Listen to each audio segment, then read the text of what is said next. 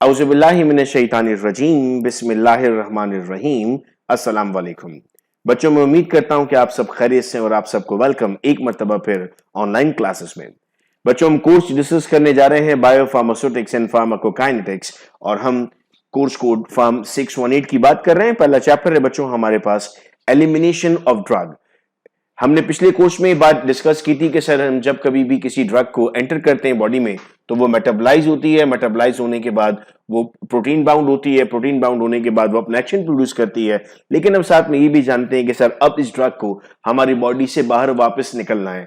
Body से वापस निकलना ड्रग का बहुत इंपॉर्टेंट है, क्योंकि अगर ड्रग कहीं बॉडी में रिटेन कर रही है, किसी भी पार्ट में रिटेन कर रही है, तो आगे जाकर वो उस पर्टिकुलर पार्ट के लिए कोई प्रॉब्लम कॉज कर सकता है। तो हम कहते हैं सर द ड्रग एलिमिनेशन भी हमने पढ़नी पड़ती है कि वो एलिमिनेट हुई है नहीं हुई है, उसको कहां से एलिमिनेट होना था, कौन से पार्ट्स हैं जो ड्रग को एलिमिनेट करते हैं। सबसे पहले बेटे हम बात करते हैं हेपेटिक एलिमिनेशन की। हेपेटिक टर्म हम इस्तेमाल करते हैं लिवर के लिए। So if you are saying hepatic elimination, तो हम कह रहे हैं सर ये वो ड्रग्स हैं जो लिवर से बाहर जा रही हैं। Hepatic drugs clearance can be defined as the volume of blood perfusing the liver that is cleared of the drug per unit time.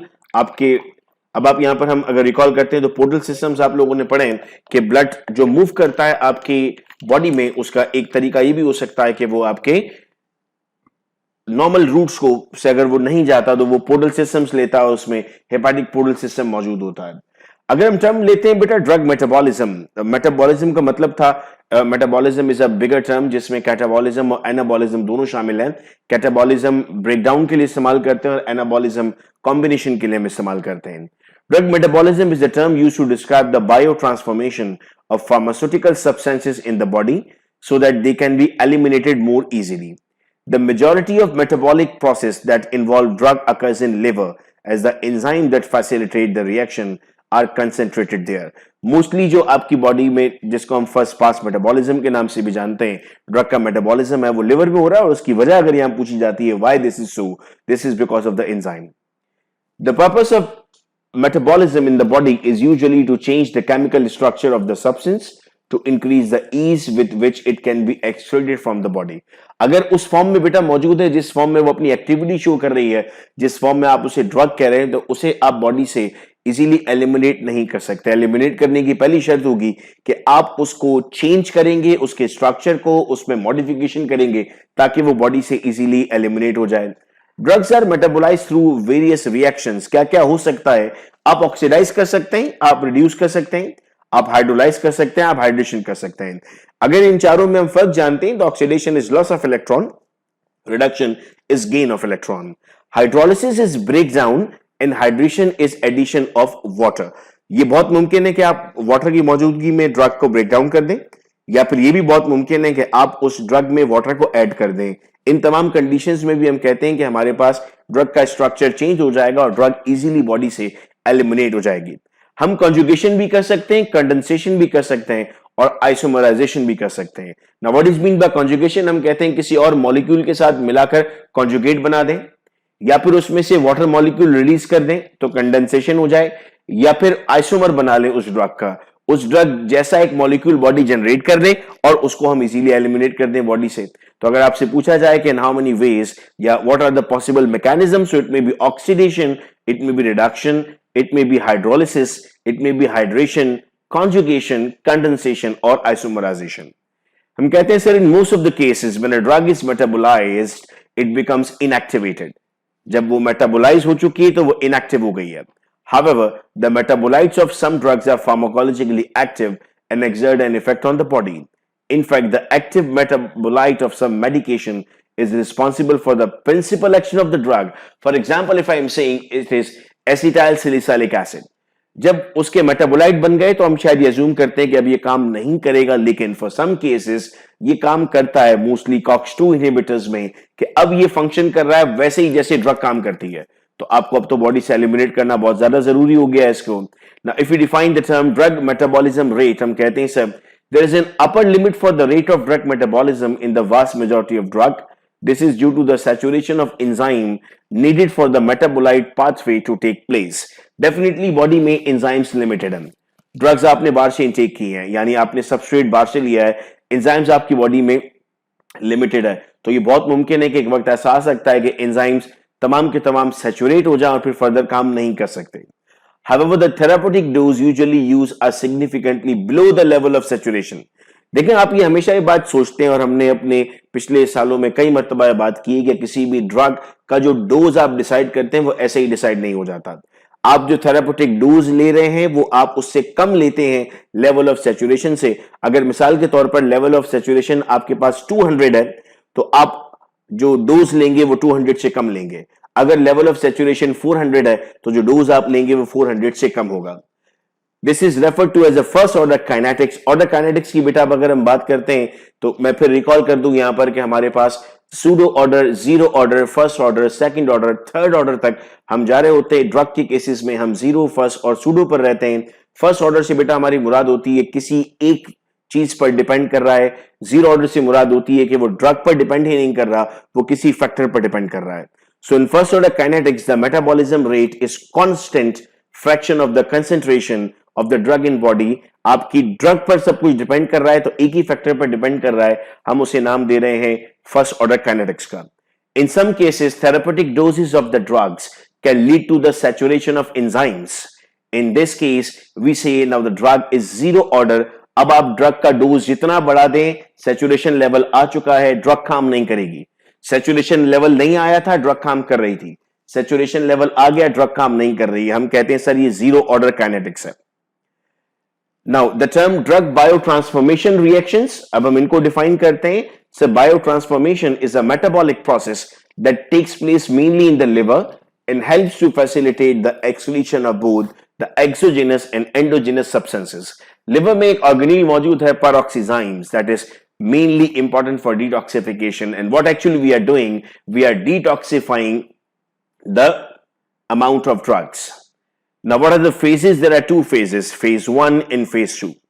Phase 1 means it's non-synthetic reaction such as cleavage. आपने break कर दिया और break करने के लिए क्या क्या किया जा सकता है? You may do oxidation, you may do reduction, you may do hydrolysis. What is oxidation? I hope आप मेरे साथ पढ़ रहे हैं कि it is loss of electron. What is reduction? It's gain of electron. And what is hydrolysis? It's breakdown in the presence of water. Formation or modification of a group. That's phase 1. When it's come to phase 2, the synthetic reactions such as conjugation. Conjugation से मुराद था किसी चीज के साथ मिलना. जैसे अगर मैं आपको कहता हूं ग्लाइकोप्रोटीन, तो glycoprotein is a conjugated molecule. कौन कौन साथ मिला हुआ है? सर ग्लूकोज के साथ प्रोटीन मिला हुआ है. इफ आई से लिपोप्रोटीन तो क्या हो रहा है? लिपिड के साथ प्रोटीन मिला हुआ है.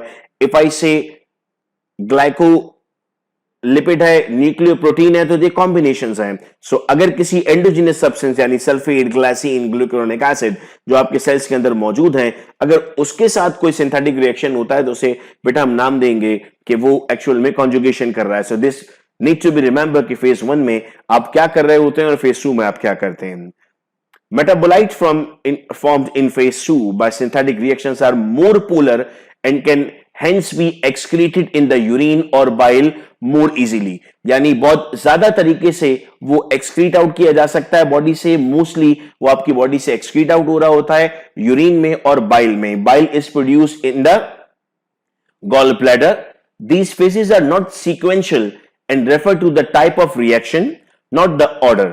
इससे पहले हमने बात की थी कि ऑर्डर ऑफ रिएक्शन पर डिपेंड कर रहा होगा. ऑर्डर पर कैसे डिपेंड कर रहा था? सर ऑर्डर पर ऐसे डिपेंड कर रहा था कि अगर आपके पास एक चीज इंक्रीज हुई तो दूसरी भी इंक्रीज होगी, अगर एक चीज डिक्रीज हुई तो दूसरी डिक्रीज हो रही थी, या उस पर फर्क नहीं आ रहा था. लेकिन यहां पर हम कहते हैं कि सर ऑर्डर का कोई फर्क नहीं आएगा. Then if we recall the term first pass effect, तो फर्स्ट पास इफेक्ट को हम यूं समझते हैं कि अगर हमने कोई भी दवा खाई, वो आपको एक्शन करने से पहले अगर लिवर में गई, लिवर में जाने के बाद एक्शन कर रही है, तो उसे हम नाम देते हैं फर्स्ट पास मेटाबॉलिज्म का. इससे ड्रग की बायो अवेलेबिलिटी कम हो जाती है. ये बहुत मुमकिन है कि आपने अगर 100% ऑफ द ड्रग लिया है तो 40% of the drug first pass metabolism से एलिमिनेट हो जाए, उस गेम से आउट हो जाए और आपके पास 60% ऑफ द ड्रग मौजूद हो. The first pass effect is often associated with the liver as this is the major site of drug metabolism. Many drugs are known or suspected of having substantial first pass hepatic metabolism in humans and have low oral bioavailability on this basis. अगर drug first pass metabolism से जाएगी तो आपकी bio availability पर बहुत फर्क पड़ेगा. Hepatic diseases might alter the bioavailability of either or both of the two mechanism. For example, a patient is suffering from hepatitis और आप उसे एक ऐसी मेडिसिन देते हैं जो फर्स्ट पास मेटाबॉलिज्म से गुजर रही थी, तो हेपेटाइटिस में उसका लिवर काम नहीं कर रहा और for example he was suffering from liver cirrhosis. अगर लिवर सिरोसिस है या हेपेटाइटिस है तो दोनों कंडीशन में उसका लिवर प्रॉपर काम नहीं कर रहा।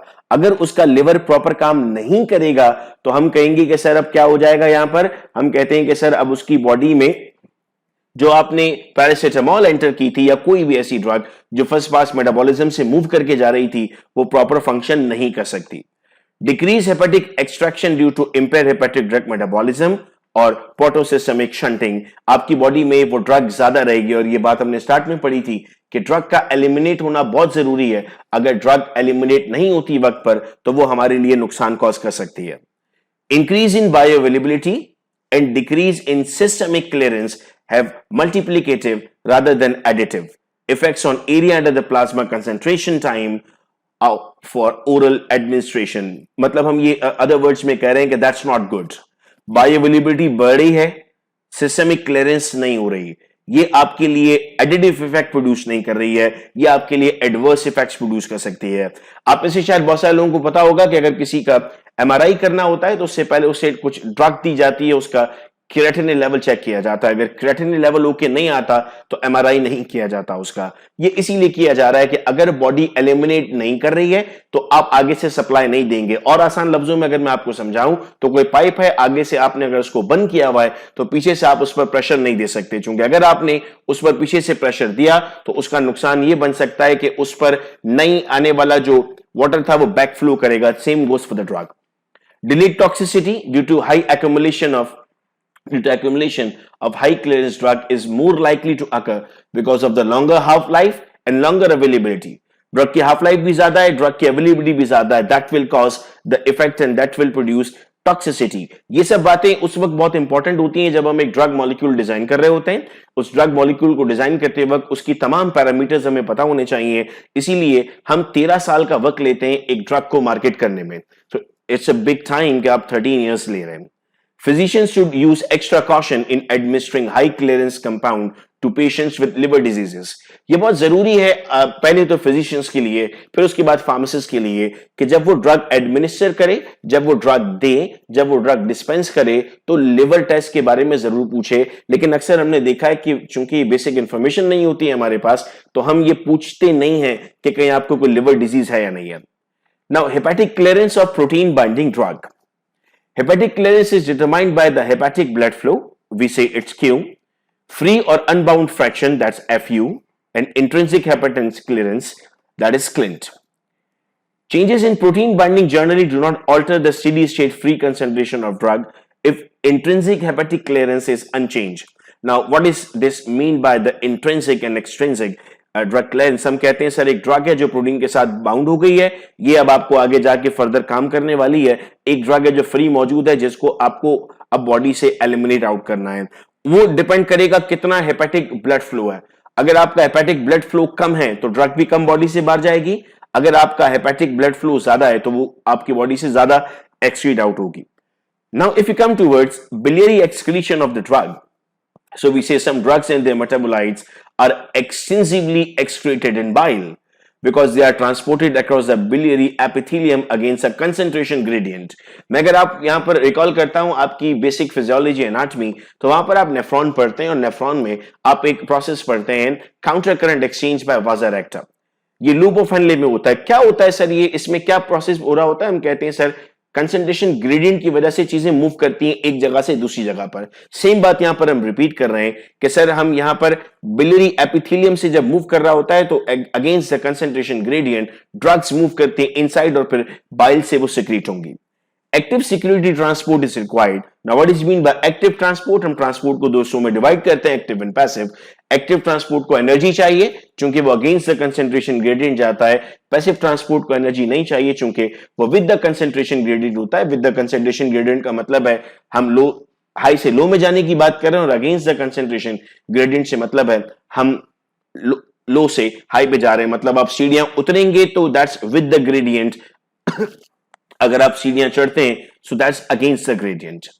Substance with similar physicochemical properties may compete for excretion, जिनकी physicochemical properties similar होंगी, they are easily excreted out of the body. Drugs with molecular weight greater than 300 grams per mole and with both polar and lipophilic group are more likely to exudate in bile. Bile में कोई salts हैं? No sir, bile में कोई salts नहीं है. Bile में क्या है?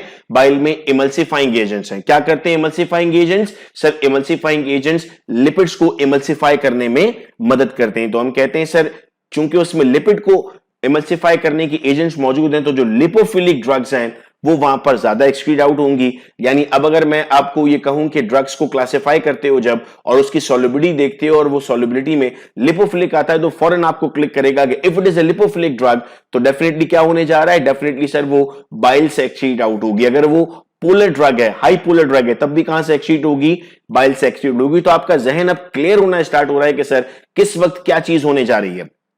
Conjugation, particularly with gluconic acid, facilitate the biliary acceleration.